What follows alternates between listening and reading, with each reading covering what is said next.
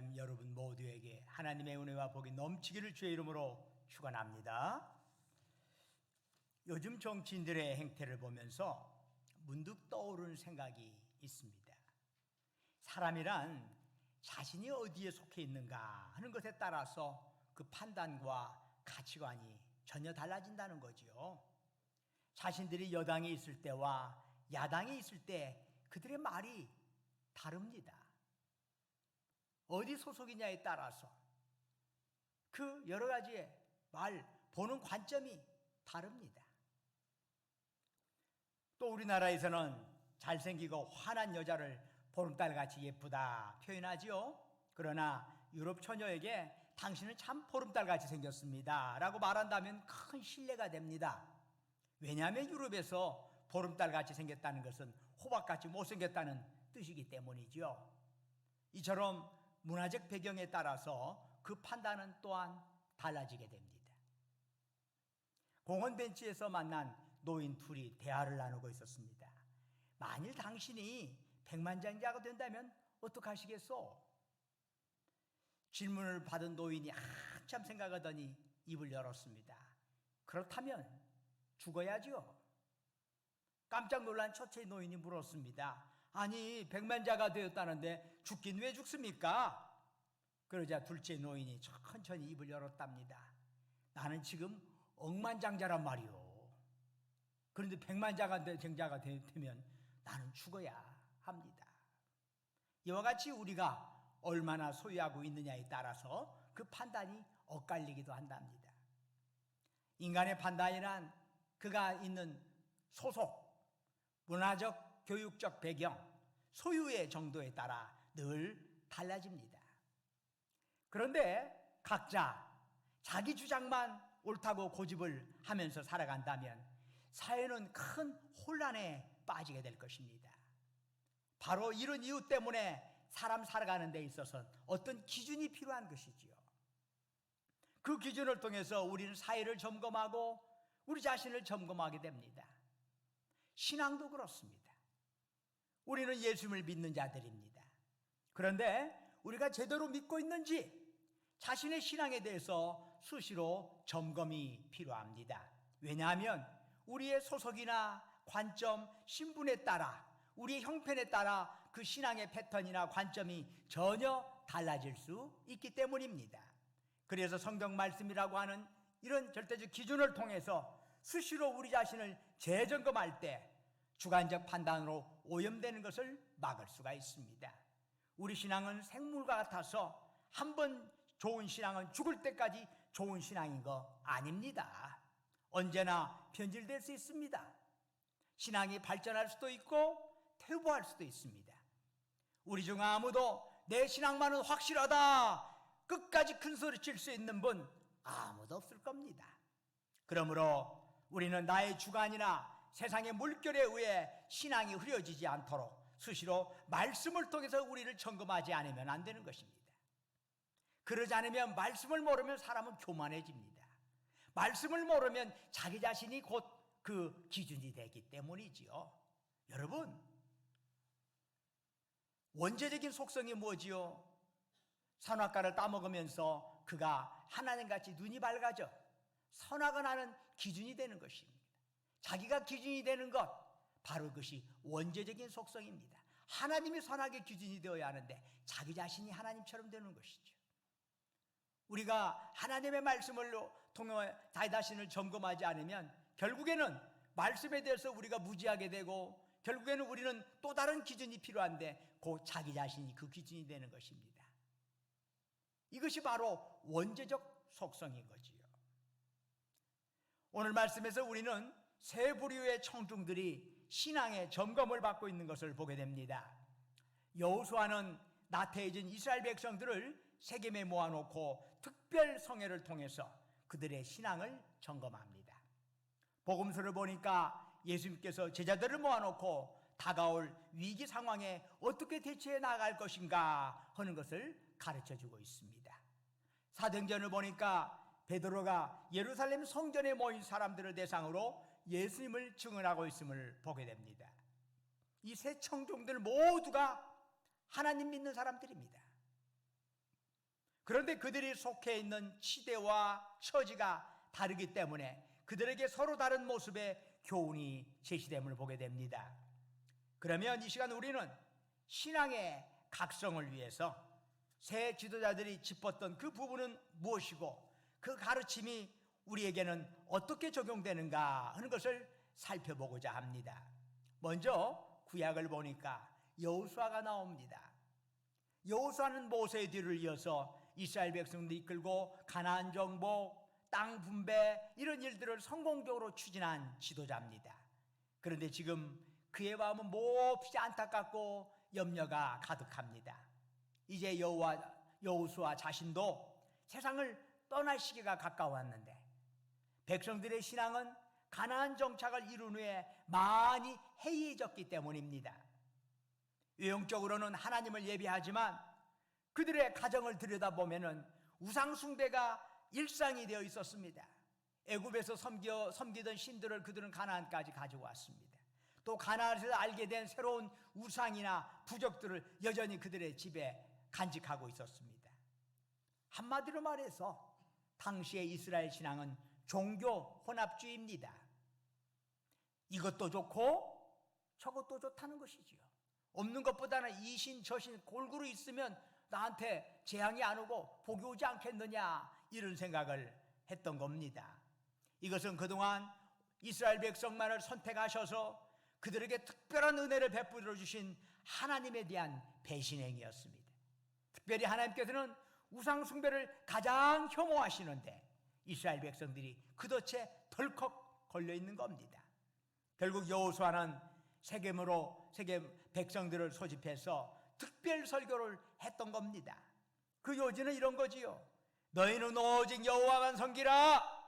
너희 조상이 애굽이나 강 건너에서 가져온 신들을 다 치워버리고 여호와만 섬기라. 늙은 지도자의 충정 어린 설교에 백성들의 마음이 움직였습니다. 우리들은 결단코 다른 신들을 섬기지 않겠습니다. 애굽에서 우리를 구원하여 이 땅에 인도하신 하나님만 섬기겠습니다. 그러나 이러한 다짐도 여호수아에게는 아직 양이 차지 않았습니다. 그 이유는 백성들의 이전 모습을 보면은 실컷 그렇게 한다고 해놓고 실제로 행동은 전혀 다른 데로 빠져버리기 때문이죠. 이런 일이 광야 40년에 얼마나 많이 있었는지 몰라요. 그 변덕이 얼마나 많이 있었는지 몰라요. 좋을 때는 좋다고 하는데 조금 있으면 불평과 원망, 또 불평과 원망, 멋지면 아이고 고맙습니다, 불평과 원망, 왔다 갔다 하는 일을 40년간 여호수아는 그들을 보았기 때문에 아무리 그들이 무슨 말을 한다 하더라도 믿어지지가 않는 거지요. 그래서 거듭 경고를 하죠. 만일 너희가 여호와를 버리고 이방신들을 섬기면 너희에게 복을 내려주신 그 하나님께서 또한 너희에게 재앙을 내리실 것이다. 그러자 재차 이스라엘 백성들은 다짐을 합니다. 우리는 여호와만을 섬기겠습니다. 그러자 바로 그날 여호수아는 백성들에게 결행을 촉구합니다. 당장 집에 가서 이방신의 형상이나 신상들을 다 치워버려라. 그리고 나서 여호수아는 시내산에서 이스라엘 백성이 하나님과 맺었던 그 언약, 모세를 통해서 맺었던 그 언약을 재확인하는 이른바 언약 갱신 절차를 밟게 됩니다. 백성의 결단 내용 모두를 하나님의 율법책에 기록하고 그 언약이 체결되었음을 입증하는 가시적 증표로서 큰 돌을 여호와의 성소 옆 상스리 나무 아래에 딱 세워놓았습니다. 이게 증표가 된다. 너희들이 오직 여호와 하나님만을 섬기겠다고 하는 그 약속의 증표다.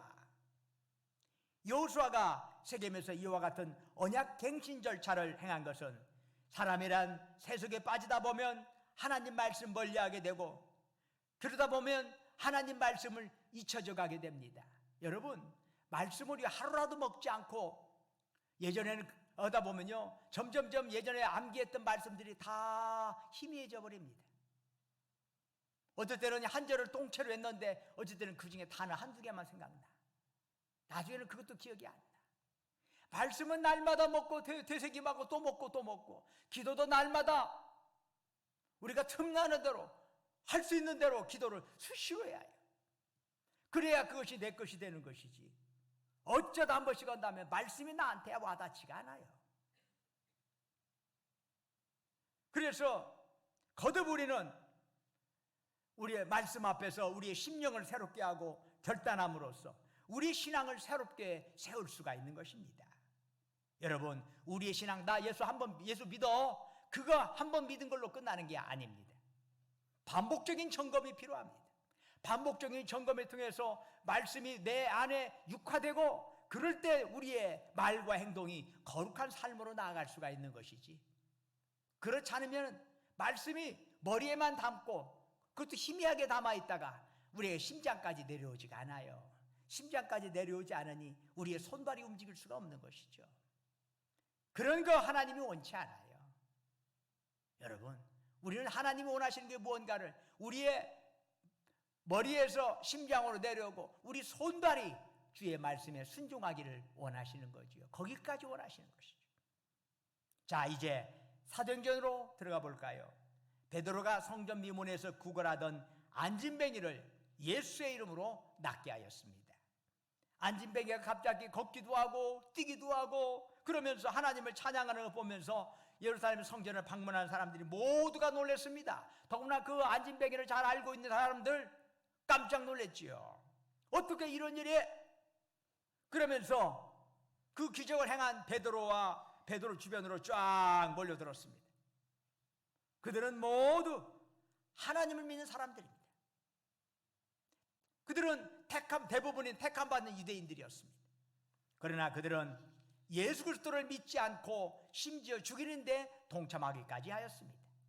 바로 이들을 향하여 베드로는 절박한 증언을 하였습니다. 십자가에서 죽임당한 예수가 바로 이스라엘 백성들이 오랫동안 기다려왔던 그 그리스도야, 그 메시아야 라는 것이죠. 사실 이런 설교는 대단히 도전적이고 공격적인 성격을 갖게 됩니다. 너희들이 죽였던 예수가 바로 너희들이 섬겨야 할 그리스도다.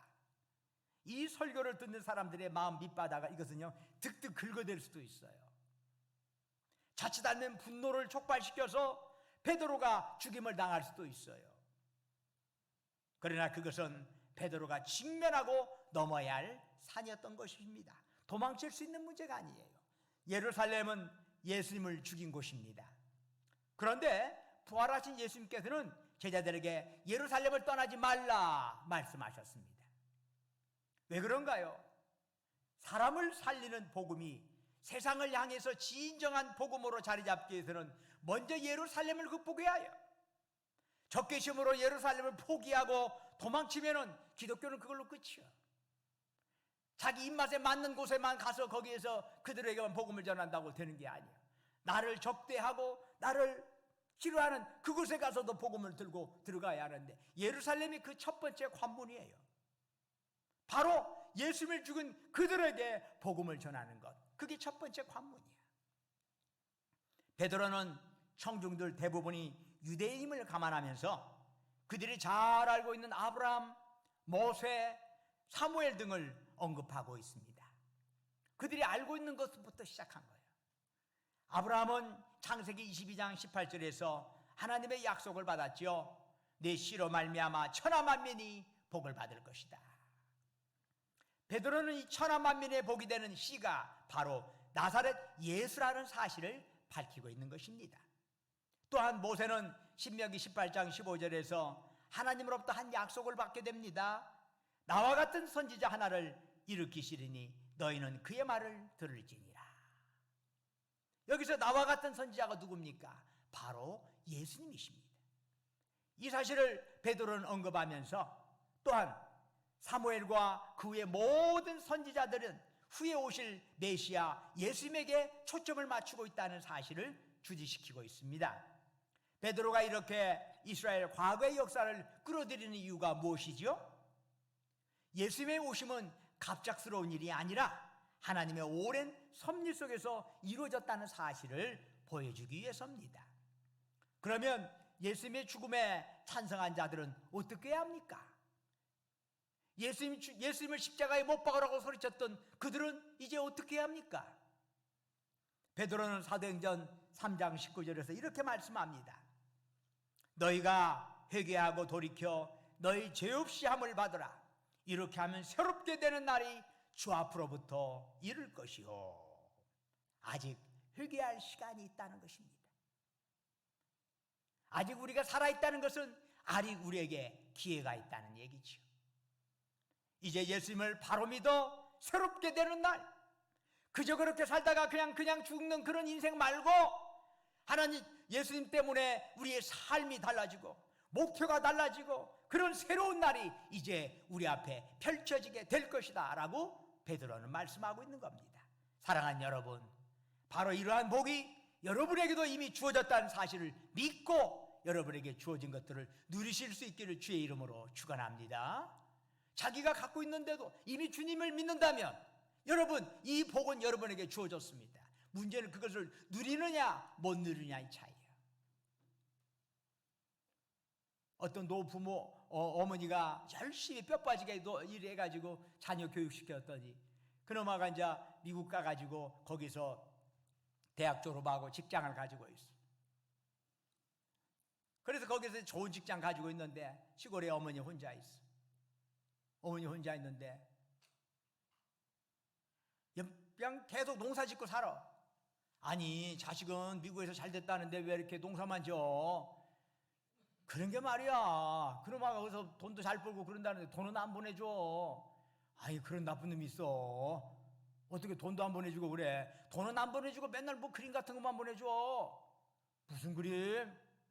갔더니 그 집에다가 그 그림으로 이렇게 문지방 같은 데 모양 찢어진 데 다 붙여놨어. 풀칠이 갖고. 봤더니 그게 수표들이야. 수표들. 수표인데 그 수표인지는 모르고 갔다가 그냥 잔뜩 발로 놨어. 뭐 이상한 그림 엽서만 보내준다고. 여러분, 금덩어리 갖다 줘도 모르는 사람은 몰라. 하나님의 복이 여러분에게 예수를 믿으면 하나님께서 우리에게 복 주신다고 약속하셨습니다. 그걸 복을 갖고 있는데 누리지를 못한다면 죽을 때까지 예수를 믿는다면서도 새로운 날이 우리에게 있을 수가 없어요. 여러분, 예수님이 여러분 예수를 믿는다면 여러분의 마음은 활짝 열 때 예수님께서 여러분에게 새롭게 되는 날, 새로운 기쁨, 새로운 소망을 여러분에게 주신다는 것을 믿으시기를 믿고 주 이름으로 그것을 누리시기를 주의 이름으로 축원합니다. 요한복음에서는 특별히 예수님께서 제자들을 믿음의 자리에 굳게 세우시려는 모습을 볼 수 있어요. 이제 다음 날이 되면은 예수님께서 십자가에서 죽임을 당하게 됩니다. 피할 수 없는 쓴 잔을 마시게 되는 거지요. 그런 상황에서 예수님께서 특별히 염려하시는 바가 있어. 뒤에 남겨놓은 이 제자들이 어떻게 될 것인가 하는 그들이 당할 어려움에 대한, 이미 벌써 어려움이 그들에게 올 거라는 건 뻔히 알고 계시는 주님이시기 때문에 가슴이 아픈 거지요. 세상은 길이요 진리신 예수님을 결코 달가워하지 않습니다. 왜 그럴까요? 예수님께서 진리의 기준을 가지고 세상에게 변화를 요구하시기 때문입니다. 그렇게 살지 말라고. 세상은 자기들의 뜻에 반하는 주장을 하는 자들을 용납하려 들지 않습니다. 그들의 욕망을 가로막는 것은 어떤 것이든 제거하려고 합니다. 그래서 세상은 예수님을 미워합니다. 그뿐 아니라 예수님이 택하신 제자들 역시 미움의 대상이 됩니다. 왜 그러냐면 제자들도 세상이 나아가는 길이 아니라 주님 가신 길을 따르는 자들이기 때문입니다. 요한복음 15장 19절에서 주님은 말씀하십니다. 너희가 세상에 속하였으면 세상이 자기의 것을 사랑할 것이나 너희는 세상에 속한 자가 아니요 도리어 내가 너희를 세상에서 택하였기 때문에 세상이 너를 미워하느니라. 길이요 진리요 생명이신 예수를 믿고 따른다는 것은 결코 관념의 문제가 아닙니다. 그것은 잘못된 삶을 버리는 구체적인 행동입니다. 삶의 전반에 걸쳐서 자신을 진리 위에 세우는 결단입니다. 그러니 그리스도인이란 얼마나 아름다운 사람이겠습니까? 세상 사람들로부터 존경받아 마땅하지 않습니까? 그러나 현실은 그렇지 못합니다. 주님께서는 그런 제자들이 오히려 세상 사람들로부터 비난과 박해를 당하리라고 하는 것을 잘 알고 계셨습니다. 왜 그럴까요? 세상 사람들이 진리에 속해 있지 않기 때문입니다. 육신의 정욕, 안목의 정욕, 이생의 자랑에 익숙한 세상 사람들은 그와 반대의 길을 걷는 그리스도인들을 싫어합니다. 미워하고 그들에게 불이익을 주고 때로는 죽이기까지 합니다. 주님의 염려하시는 바는 바로 이러한 박해에 어떻게 제자들이 그 신앙을 지키고 승리할 수 있겠느냐라고 하는 것입니다. 세상 사람들이 주님을 꺼려하는 이유에 대해서 요한복음 15장 22절은 이렇게 말씀하네요. 내가 와서 그들에게 말하지 아니하였더라면 죄가 없으려니와 지금은 그 죄를 핑계할 수 없느니라. 여러분, 이게 무슨 말씀이지요? 주님이 말씀하지 않았다면 죄가 없을 터인데 주님이 오셔서 말씀을 주시니까 죄를 핑계댈 수가 없다? 그렇다면 주님이 죄를 만들어 주신 겁니까? 여러분, 교통법규가 생기기 전까지는 자동차를 어떻게 몰든 그것은 위반이 아닙니다. 그런데 그렇게 내버려 두니까 거리가 혼잡해요. 오히려 사고 위험이 늘어나는 거예요.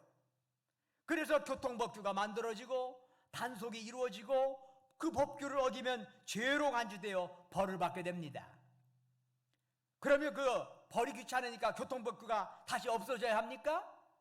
아니지요. 그래도 거리의 안전을 위해서는 그 법규가 존속되어야 하는 것입니다. 마찬가지로 하나님을 떠난 인생들, 야, 내 멋대로 한번 살아봐라 했더니 아주 엉망이 되고 말았습니다. 자신들이 법이 되고 자기의 기준대로 상대를 비난하고 평가합니다. 폭력을 행합니다. 서로 죽였습니다. 내 기준에 너는 맞지 않아. 너는 죽어야 해. 서로 죽이고 죽습니다. 그래서 하나님께서 그들에게 법을 주시고 그 법대로 살도록 했습니다. 그래서 그 법에서 어긋나는 것이 죄가 되는 것입니다. 이것은 옳고 저것은 그러. 그 말씀을 주셨길래, 그 기준을 주셨길래 이건 죄구나, 이건 죄가 아니구나 깨닫게 되지요. 예전에는 죄가 무엇인지도 몰라 내 맘대로 살았어요. 그러나 이제는 아니지요. 그렇다면 죄가 무엇인지를 밝혀주는 주님 말씀이 부담스럽습니까? 그러면 주님 말씀에 떠나서 예전처럼 내 맘대로 살고 싶습니까? 다시 우리는 그것이 지옥굴로 빠져들어가는 것이라는 걸 우리는 알아야 합니다. 여러분, 주님 말씀 들으니까 자꾸 마음에 걸립니까? 그래도 바로 그 말씀이 지킬 때 여러분에게 복된 삶이 임하는 줄로 믿습니다. 그 법규를 지킬 때 안전이 유지되고 그 법규를 지킬 때 여러분의 삶에 새로운 길이 열리게 되는 것이지요. 사랑하는 여러분, 진리를 따른다면서도 삶의 현장에서 자기 마음대로 사는 자들, 세상 흐름에 맡겨 사는 자들, 바로 그들과 정말 우리 그리스도인들이 갈등이 없이 즐겁기만 하다면 그거야말로 슬픈 일이 아닐 수가 없어요. 왜 그걸 슬퍼해요? 그것은 내가 정말 진리 안에 살고 있지 않음을 반증하는 것이기 때문입니다. 진정 진리를 따르면 세상을 따르는 자와 어떤 형태로든 갈등이 있기 마련입니다. 불편할 수도 있고 불이익을 당할 수도 있습니다. 우리 주님의 영광을 위해서 살아가는 자와 자신의 안목의 정욕, 육신의 정욕을 위해서 살아가는 자가 같은 방향으로 갈 수가 없어요. 어떻게 같은 방향으로 갑니까? 우리는 나의 욕망이 아니라 주님의 뜻대로 살아가기를 원합니다. 그러나 세상은 주님의 뜻 관심이 없습니다. 내가 원하는 그 야망을 위해서 나아갑니다. 부딪힐 수밖에 없는 것이요. 그러나 이러한 갈등과 불편을 진리 안에서 수용하고 극복함으로써 비로소 우리의 신앙은 성숙해지는 것입니다. 비럴 때 비로소 우리 믿는 자들이 세상의 빛과 소금이 될 수가 있는 것입니다. 그냥 좋은 것이 좋은 것이요, 안 부딪히고 그냥 좋은 게 좋은 거야, 괜찮아 이러면은 부딪힐 것이 없겠지만은 세상의 빛과 소금의 역할은 할 수가 없는 것입니다. 주님은 이 일을 우리의 스스로 알아서 하라고 맡기시지 않았습니다. 대신 우리에게 성령님을 보내셔서 우리를 돕게 해주셨습니다. 이제 우리는 혼자가 아닙니다. 항상 주님의 성령을 통해서 주님은 우리와 함께 하십니다.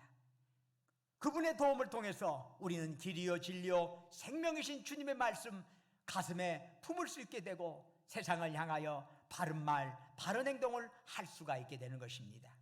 정말 예수님의 명령처럼 우리는 이 땅에 살아가는 동안에 그저 그렇게 살다가 죽는 존재가 아니라 예수의 증인으로서 살다가 천국에 갈 줄로 믿습니다. 사랑하는 여러분, 여러분의 신앙을 점검해 보십시오. 어떻게 점검합니까? 가장 최근의 여러분의 삶에 간증거리가 있을 수 있도록 그렇게 살아가시길 바랍니다. 간증하면 양 20년 전, 30년 전 얘기만 하지 말고 지금도 나와 함께 하시는 이 하나님이라면, 지금도 하나님의 놀라운 역사가 나에게 임할 것이라고 믿고 최근에 내 간증거리가 뭐가 있느냐, 그걸 만들어 가라는 것이요. 그걸 신앙 제대로 살아가는 것이요. 그러지 않고 간증거리라면 맨날 30년 전 얘기만 한다면, 지금은 하나님이 없는 것처럼 사는 거라면 이거야말로 문제가 있는 거 아니겠어요? 신앙에 점검해 보셔야 합니다. 여러분이 주님 앞에 믿지 않는 자들에게 최신의 일에 대해서 이야기할 것이 없다면 여러분의 신앙 다시금 세워야 합니다. 힘들고 어려운 세상에 그 세상 물결에 함몰되지 말고 주님의 증인으로 마지막까지 굳건히 살아가시기를 주의 이름으로 축원합니다.